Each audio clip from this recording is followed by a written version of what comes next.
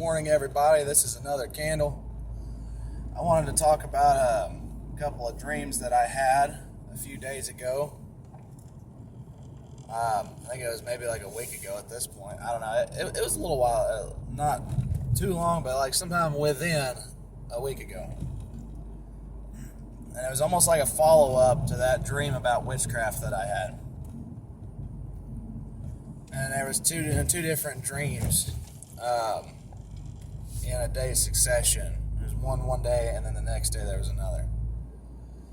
So the first dream I had, it was like all of a sudden I was in this house. There wasn't really any dream prior to it. It's just all of a sudden I was in this house. And there were 3 women. Now, I could recognize almost immediately that this time, whenever I popped in here, that these women were witches. 1, by the way they were talking. 2, by the way they dressed. You know how people who follow pagan traditions, they have a certain type of way they dress, certain types of like jewelries and stuff that they will wear. And I can tell by the house.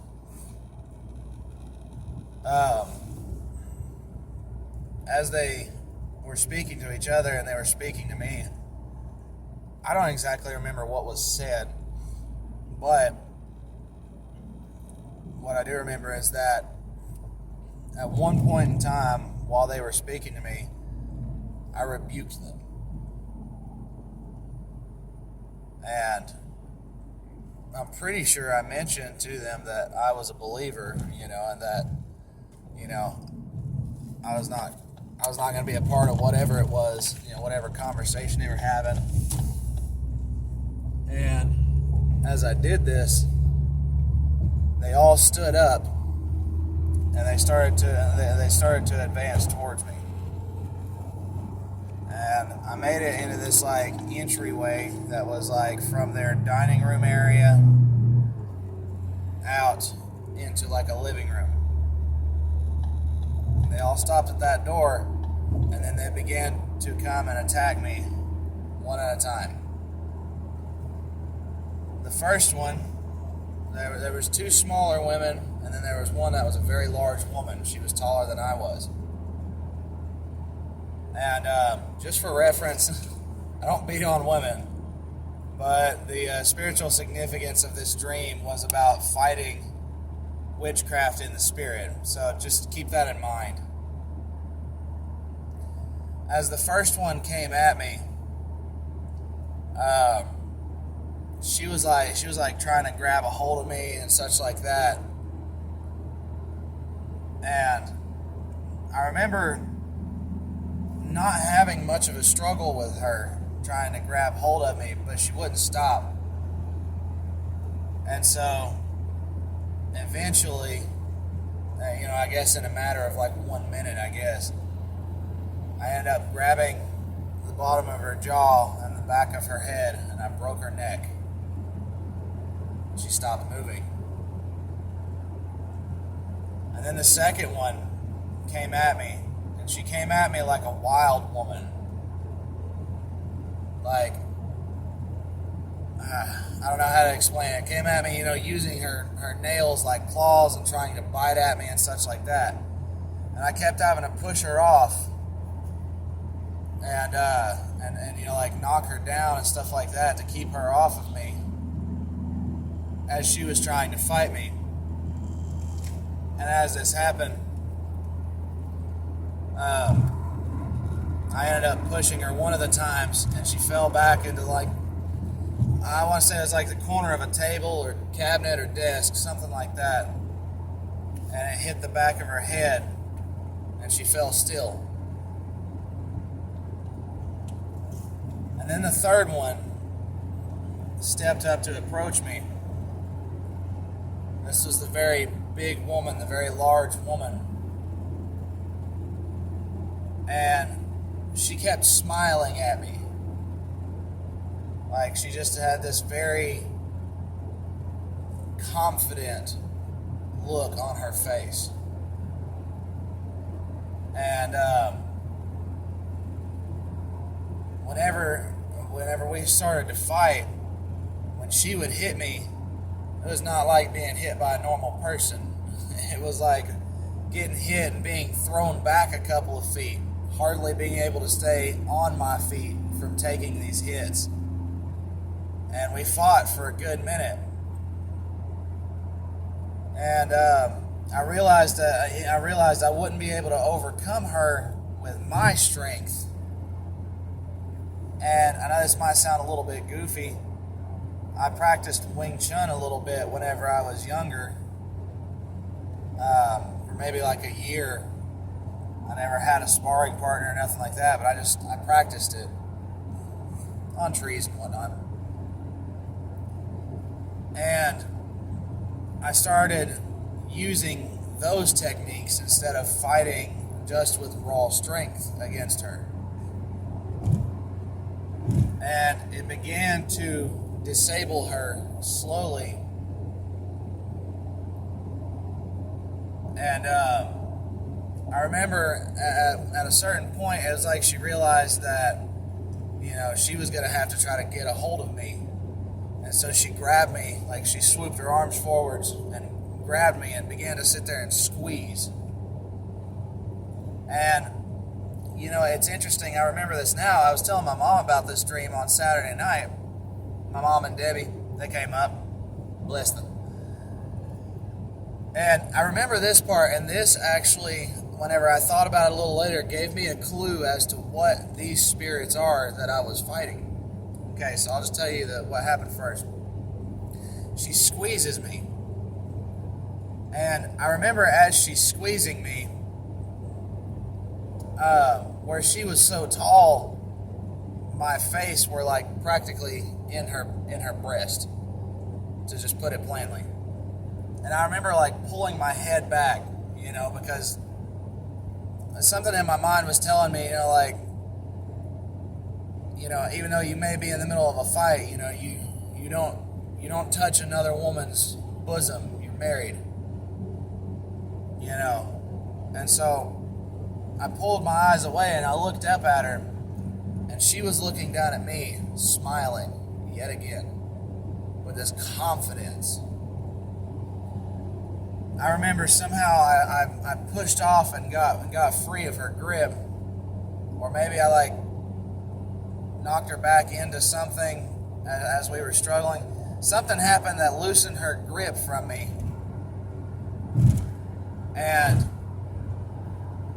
I want to say I don't exactly remember how it was that I ended up beating her, putting that spirit down. Now I'll say this, what I believe that those dreams were. One, the first one. I believe she was the spirit of fear that I used to deal with when I was younger. Because the spirit of fear is something that's not exactly too prominent over me anymore. When I'm afraid about something, it usually has to do with my son and me being worried about him getting hurt.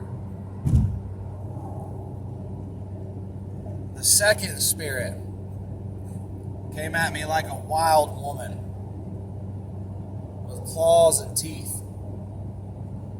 I think that was the spirit that I had to wrestle with whenever I was in my teenage years, after I had fallen away from God and had invited these demonic spirits into my life. I was practicing magic. I believe that was specifically, they were all spirits of witchcraft, but I believe that was the spirit embodying witchcraft that was coming at me like a wild woman.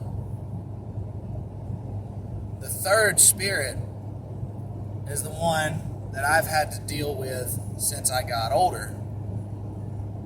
Basically in my late teens up into my young adulthood, is the spirit of lust. See, I wasn't exactly a great boyfriend to Kayla whenever we were younger, my wife.